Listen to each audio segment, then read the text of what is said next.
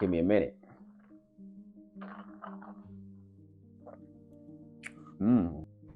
Hello and welcome back to another video. If you're someone who loves to travel, who loves to explore other cultures, who loves to learn a lot about other people, and also someone who would probably want to look at relocating to the US, hear about 8 things that I compiled in my 60 days here in the US, and I would want to share with you. So if you're someone who would like to enjoy this content, please stick around and enjoy. Let's get into it. So the first thing I learned is because of 60 days here in the US is that everyone is independent. Yes. And you may think that when we say independence, it's just, the normal kind of independence, but no, this is different. This is on another level. The independence here is that nothing is offered for free. There is absolutely nothing for free. You can imagine how much you pay for even the little things that if you want to take your hair, if you want to have a haircut, if you want to have like nothing, absolutely nothing is free, and that tells you the amount of independence that everyone has. Independence in all levels that you can think of. If I had to prepare food, and in Ghana I could invite a friend over to ask for help and all that, here in the US you can't do that. Why? Because no one really wants to be in your business, and not really about your business, but also no one wants to carry your burden. So it is amazing how the independence in the country here is different. Like, it's completely different, right? So that is point number one. Point number two is that no one really cares, which ties into point number one, right? No one else really cares, right? No one cares if you're going through a lot. No one cares about your burdens and tribulations. And don't get me wrong, it is because you haven't given people the right reasons to care for you, right? And I may have updated an earlier video about my birthday, which passed a couple of weeks ago, and then I had friends and families over who shared presents with me and all that. That is different. That is another level, right? And that's because we have developed that kind of relationship to that point where they feel comfortable to give me those, to extend those gestures, right? But apart from that, no one really cares, right? I have my own shit to deal with. You got your own shit to deal with. You gotta deal with it the way you want to deal with it, right? I got my own shit to deal with. I'm gonna deal with it the way I want to deal with it. So no one really gives a shit. I'm sorry for using these curse words, but it's just the truth, right? Here in the US, if you have your own business, it's your business. Like, no one really cares what is going on, and this is very unlike where we're coming from. Because where we're coming from, if I wake up the next morning, I really want to check on what the neighbor is doing the next time. I hear when I wake up, even in my own apartment, right? I have 2 other dudes in my room, but no one really cares. Like, no one really cares what you do. Your business is your business. Whatever you do in your room is your business. Like, no one really cares, right? So that's the amount of kind of independence, which ties into point number one, that no one really cares. And point number two that I learned is that no one really cares about you. That's a simple fact. The third thing I learned in the course of 6 days here in the US, right, is that it is very, very easy to fail, right? And I think this is more in relation with schoolwork, right? Because it is amazingly easy to fail, right? Because there's a lot of routine works that is being done. There's a lot of, like, there's so much work to be done that if you know someone who is so apt to task, you easily slip. And once you easily slip, that's it. And if you don't have also people that would, bring you up to speed, people that would teach you, people that would just help you do assignments and all that, and even coursework and all that, you can easily fail, like, easily. And it is crazy because the grading system is totally different, right? You get you get a 90, and then you get an A minus, which is just wow. You get 80, and then you have a B, which is about 3 levels down of A minus. I think from A minus we go to B plus, B, and then B minus. Yeah, I think so. No, B plus, B minus, and then B. All right. So it's crazy. It's just crazy how the system here. So it's really, really, really, really easy to fail. For point number four, Very counterintuitive, but also the truth. It is it is very, very difficult to fail. Please don't get me wrong. Let me take it again. Point number three was it is easy to fail. Point number four is that it is very, very difficult to fail. Let me tell you why. When I was in Ghana, I can speak for University of Ghana, the best university in Ghana, right? So when I was in University of Ghana, we had the coursework, um, which had two more like two sections. One is the class assessment, and the other is the exam assessment. Most of the time, the class assessment takes 30%, and the exam takes 70%, cumulatively making 100%. Um, and then again, I needed an 80 to make an A, right? Here in the US, you can have a class assessment, which will take like 30%. You can have presentation, which will take like 10%. You can have takeaways, which will take like 20%.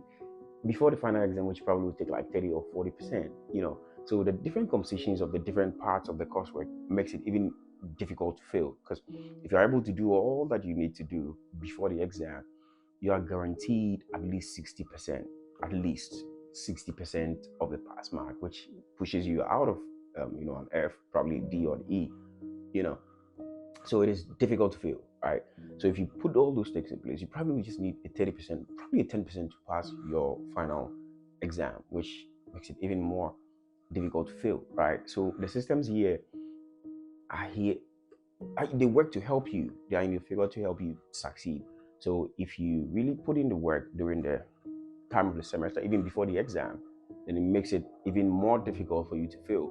And especially for some folks, they don't even write an exam. It's just take away open book, more like examination that they write, where they do that in the house. So if you really take your time, you would ace all the exams that you would ever write.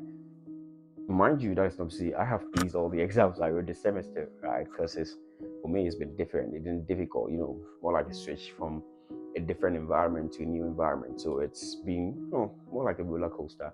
There are parts that I've done well. There are other parts that I didn't do very, very well, like I expected to do, or like the expectation back home. But it is what it is, and it's been good for this semester. So yeah, point number four, it is super difficult to fail. Before I move to the fifth point, I just want to let you know that the points 7 and 8 are points that I probably wish I knew before I came to the US. So you probably want to stick around and listen to point 7 and especially point 8. Right. So let's get to point 5. So point number 5 is that everyone has a responsibility. Crazy, right? Even in Ghana, everyone has a responsibility. Why are you saying that this is something you learned? Probably not just um, exactly what it is back home, right? And I say this because everyone has a responsibility here in the US, not just to him or herself, but also to people around him or herself, right? And you got to be careful, right? Because whatever I'm doing, whatever my actions or my inactions may be, those around me will be affected. Those, even though those are bystanders, but they will definitely be affected. And you have no idea what the person beside you will do.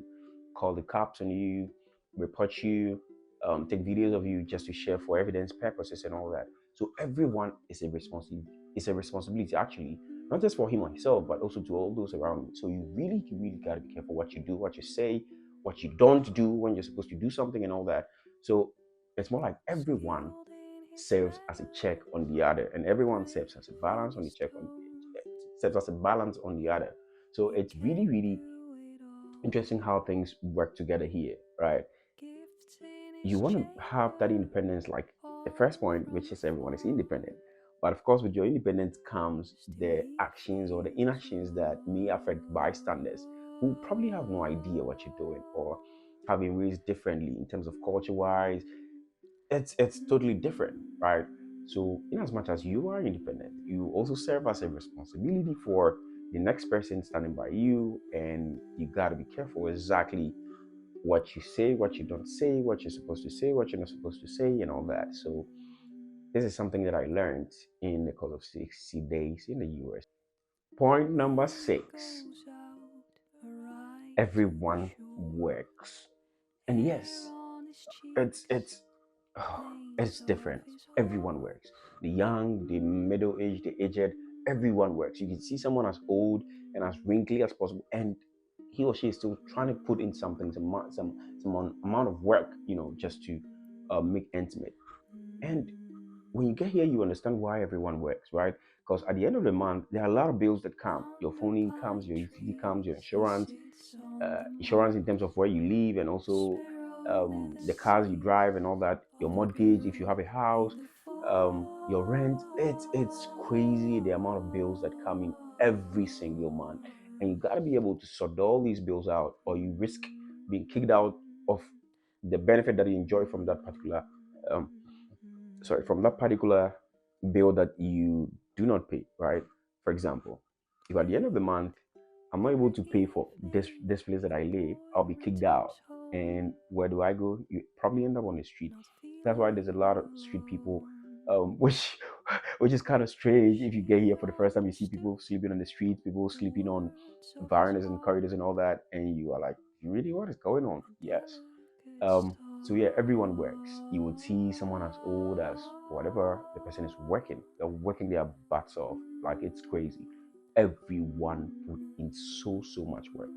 And a friend was telling me that, why do I think a lot of people when they come here, regardless of how lazy we may have described them in Ghana or in Nigeria or whatever, when they get to US, they work their ass off, right? Because if you don't work for anything, you don't get anything. And I have mentioned that point number one, which was everyone is independent. Point number two, that is no one cares. Exactly the point. No one cares. So if no one cares, you got to be able to cover all these bills by yourself. How can you cover all these bills by yourself? By putting in the work, by putting in so much work, so that at the end of the month you can be able to pay for all these bills before you're kicked out on the street. And once you are kicked out on the street, it is really, really difficult to get back on, right? Because even if you need a job, you got to provide an address for which they can find you to say that, okay, yes, we know this person, this is where the person lives. And then whatever happens at the job site, we can be able to trace back to the person. That is one. Point number two, your credit score becomes really, really terrible, which means that you won't be able to get a lot of things that otherwise you would be able to get on credit, right? Which means your life basically becomes shitty, right? So everyone has got to put in so much work for the life that they live, regardless of how basic your life may be, or how basic your basic life needs may be. You got to be able to put in so much work for that. And now, to the point you've been waiting for, point number seven. If you made it far, if you made it this far, thank you so much for sticking around to enjoy this video, right? And to point number seven is that the US is not heaven, right? Yes, yes, I know. Yes. Everyone wants to come to experience the US life before they can also agree that it is not heaven, right? Which is true, but in fact, it is not heaven. Before when you get here, there are a lot of things a lot of shitty things that you gotta endure before you're able to stand on your feet. And I put that in quotes because standing on your feet doesn't mean you becoming okay. It means you becoming. I mean, of course, it means you becoming okay, but it doesn't mean that you getting to that point where like, okay, I can take a rest. No, there is no rest, at least for a couple of years. That's why for us students, it's grind all the morning, afternoon. It's so much work, and yeah, it is not heaven, you know. Um, but I'm not saying this to prevent you from coming. If you're still interested in coming, of course, I would really advise that you move, because I don't know wherever you are, but where you are is probably shittier than the US, right? So there's no need, not moving. But just before you move, just know that nah, it is not heaven, you know, it is just the US. And yeah, I say this not to patronize anyone coming to the US, or not because of the fact that I have already moved. So that's not the point at all. But I just say this to let you be able to, psych your mind and make expectations of what you intend to do once you leave to the US and all that. So that is it. Point number seven is that the US is not heaven. Right. Point number eight, everyone struggles. Hold on, let me take a sip.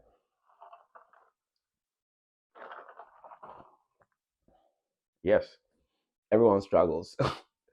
And it is what it is. Everyone struggles. Myself, I'm here. I still struggle with a lot of things. With a lot of bills I gotta take care of. I'm here on a student visa, which means that I can't work um, for more than 20 hours. And even at 20 hours, it's gotta be on campus, right?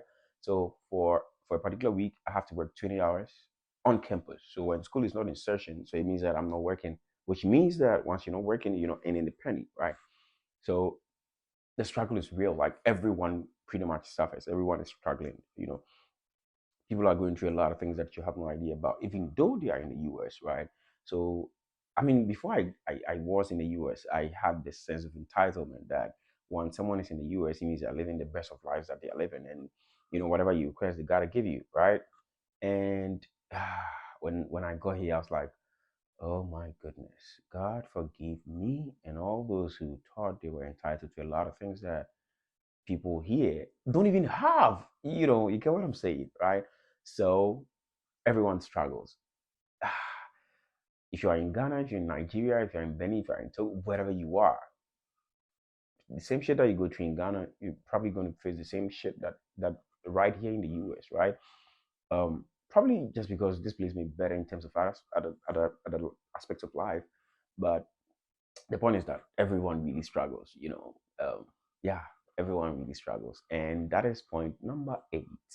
Thank you so much for sticking around and watching all this video to this point. At this point, if you're still here, I would encourage you to subscribe because it means that you enjoy my content, right? And it also means that you're ready to support the family, you're ready to support the journey. And thank you so much once again. And probably if there is a linked video here, you should check it out. I don't know, this YouTube journey is quite maybe I don't have to say this on YouTube. Yeah, maybe I don't have to. All right, please subscribe. Yeah.